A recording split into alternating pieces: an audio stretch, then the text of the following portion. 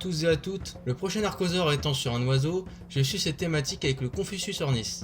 Ce petit oiseau plus primitif que nos oiseaux actuels a vécu au Crétacé inférieur, c'est-à-dire il y a environ moins 120 millions d'années. Nous avons là un animal qui n'est pas européen car il a été retrouvé dans les formations d'Xijiang et de Jiufengtang, excusez-moi de la prononciation, en Chine en 1993. Selon les fossiles, il mesurait environ 50 à 60 cm pour une envergure d'environ 70 cm et son squelette semblait recouvert de traces de plumes. On peut voir que le corps est entouré d'une sorte de halo, prouvant la présence de plumes. Quant aux estimations de son poids, elle se situe entre 0,2 et 1,5 kg. Étant plus jeune que l'Archéoptérix, il présente des évolutions, notamment une petite queue osseuse et des os permettant une accroche de muscles plus adaptée au vol, même si il n'aurait pas été très doué pour voler. Des tissus mous ayant été retrouvés ont montré que des membranes de peau se situaient sur les ailes, le rapprochant des écureuils volants qui planent. Il était donc plus proche des oiseaux actuels, avec un bec sans dents mais garde des caractéristiques différentes.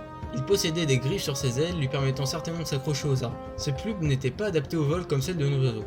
On a pu néanmoins en savoir plus sur les différences entre mâles et femelles.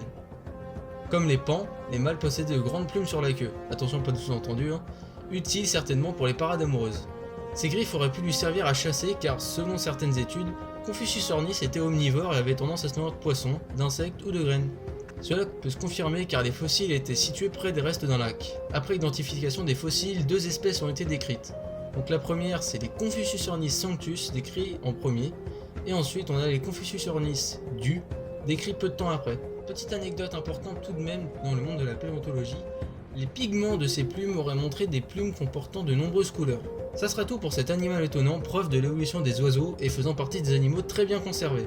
L'oiseau du prochain archosaure sera relativement différent quant à lui, mais je vous laisserai découvrir ça.